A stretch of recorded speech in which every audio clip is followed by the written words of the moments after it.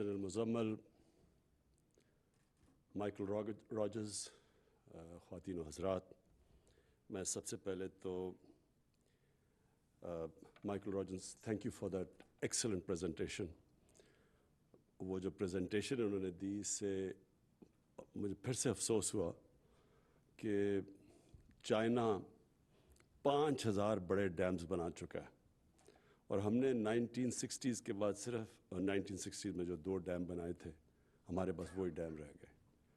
اور یہ جو انہوں نے ابھی پریزنٹیشن دی، اس میں یہ بھی افسوس ہوا کہ اس کوتاہی سے، اس کوتاہی کی وجہ سے ہمارے ملک کو کتنا بڑا نقصان ہوا.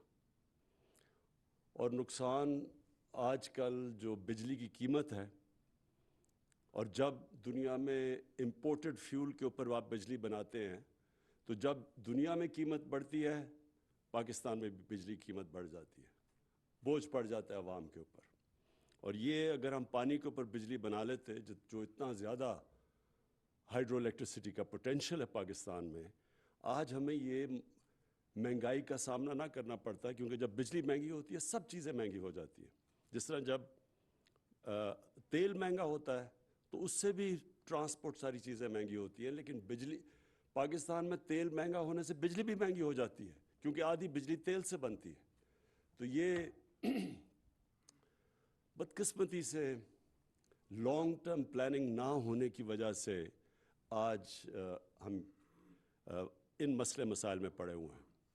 جو ملک جو سب سے تیزی سے دنیا میں آگے بڑھ رہا ہے، اس کی سب سے بڑی طاقت ان کی لانگ ٹرم پلاننگ ہے. آگے کا سوچتے ہیں، الیکشن کا نہیں. ہم جس طرح ہم 5 سال میں الیکشن ہونا ہے تو اس میں جو بھی کرنا ہے اسی میں، جب تک 5 سال میں وہ نہیں نظر آتا تو بناؤ نا. چائنا کی طاقت یہ ہے کہ ان کی لانگ ٹرم پلاننگ ہے. اور ہم اپنی حکومت کا میں کہنا چاہتا ہوں کہ مجھے بڑا فخر ہے اس چیز پہ کہ ہم نے بجائے سوچنے کے الیکشن کا، ہم نے آگے کی پلاننگ کی ہے. اور اسی لیے یہ جو آج ڈیکیڈ آف ڈیمز کو ہم سیلیبریٹ کر رہے ہیں آج، یہ اسی وجہ سے ہے کہ ہم نے سوچا کہ ہمیں واٹر سٹوریج چاہیے. ہمارا آگے ابھی بھی صوبوں کے بیچ میں پرابلمز ہیں. وہ کہتے ہیں کہ جی ہمارا پانی کم ہو گیا اور آپس میں پانی کا ایشوز بنا ہوا ہے. تو آگے جا کے تو جس تیزی سے ہماری آبادی بڑھ رہی ہے، ہمیں تو اور زیادہ زمین کو کاشت کرنا پڑے گا. اور اگر جب سٹوریج ہی نہ ہو تو ہم زمین کو کاشت کیسے کریں گے؟ ہمارے پاس زمین پڑی ہے ڈی آئی خان میں، زرخیز زمین پڑی ہے، صرف پانی کی ضرورت ہے. اور وہاں پختونخوا کو کبھی ضرورت ہی نہ پڑے کسی اور صوبے سے گندم یا اناج کو امپورٹ کرنے کی، اگر وہ ڈی آئی خان کے اندر ہم اس زمین کو پانی دے دیں. اسی طرح بلوچستان میں لاکھوں ایکڑ زمین پڑی ہے جو اگر پانی مل جائے تو وہ سارا اس ملک پہ ہم ایکسپورٹ کر سکتے ہیں، گندم اور کاٹن. اور پھر تھر کے اندر زمین پڑی ہے. تو ہمارے پاس زمین پڑی ہے، پانی کی کمی ہے. اور بدقسمتی سے پانی کی کمی اس لیے ہے کہ ہم نے سٹور ہی نہیں کیا پانی کو. تو یہ جو 10 سال کی ڈیمز ہیں، اس سے سٹوریج دگنی ہو جائے گی. پھر جو دنیا کو سب سے بڑا مسئلہ فیس ہو رہا ہے کلائمیٹ چینج کا، وہ بھی ایڈریس ہو جاتا ہے اس سے. جب آپ صاف بجلی بناتے ہیں پانی سے تو وہ کلائمیٹ چینج کا بھی ایشو ختم ہو جاتا ہے، کم ہو جاتا ہے. یعنی اپنے ملک میں ہم اس کو کمبیٹ کر سکتے ہیں. اور پھر تیسری چیز کہ جو مجھے آج بڑی مائیکل راجرز کی پریزنٹیشن سے، کہ ہم اپنے ایک پورا ایک کارڈز پروڈیوس کر رہے ہیں اپنے انجینئرز کے. ان کی ٹریننگ ہو رہی ہے سب. ایک بہت بڑی ہماری یوتھ تیار ہو رہی ہے جس کی ایکسپرٹیز ہوگی ڈیم بلڈنگ میں. اور اس کے ساتھ ساتھ میں ایک بھی چیز کہوں کہ جو ٹنل ٹیکنالوجی ہے، یہ جو ڈیمز میں نے جب جا کے دیکھا ہے، جنرل مزمل نے دکھایا ہے، تو جو ٹنل ٹیکنالوجی ہے یہ بھی بہت پاکستان میں ضروری ہے. اور میں آپ کو بتاؤں یہ ایک اور چیز کے لیے بہت ضروری ہے، ٹورزم. پاکستان اللہ کے نے وہ نعمت دی ہوئی ہے پاکستان کو، جس طرح کہ ہماری پہاڑوں کی سینری ہے، اس کا دنیا میں شاید ہی کوئی ملک ہو جو اس کا مقابلہ کر سکتا ہے. اور یہ ٹورزم کا بہت بڑا ریونیو آ سکتا ہے یہاں. لیکن سوئٹزرلینڈ آپ جا کے دیکھیں تو وہ آدھا ہے ہمارے ناردرن ایریاز کا، لیکن اس کا 60 سے 70 ارب ڈالرز اس کا ریونیو ہے ٹورزم سے. لیکن سوئٹزرلینڈ کے اندر سب سے بہتر ان کے پاس ٹنل ٹیکنالوجی ہے، کیونکہ وہ پہاڑوں پہ وہ ٹنلز بنا کے تو بڑا ایکسیسیبل کر دیا انہوں نے اپنا سارا علاقہ.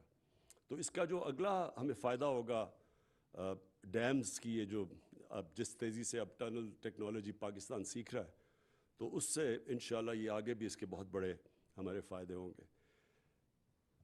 مونس الہی صاحب، آپ نے بات کی کالا باغ ڈیم کی.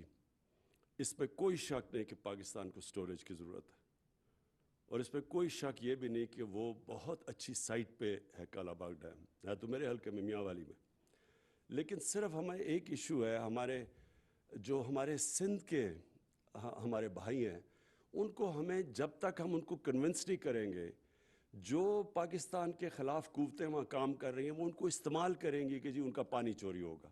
تو یہ کہ ہم نے پوری کیمپین کرنی ہے، ان کو سائنٹیفکلی بتانا ہوگا کہ یہ جب اگر کالا باغ ڈیم بنے گی تو ان کو کوئی نقصان نہیں ہوگا بلکہ فائدہ ہوگا. لیکن اس سے پہلے اگر ہم یہ شروع کریں گے تو جو لوگ انتشار پھیلانا چاہتے ہیں وہ اس کو استعمال کریں گے. تو میرا یہ پوائنٹ ہے اس چیز کے اوپر، کیونکہ ہم ایک فیڈریشن، اور ہماری کوشش ہونی چاہیے کہ فیڈریشن میں ساری قوم کو، سارے صوبوں کو ساتھ لے کے چلیں.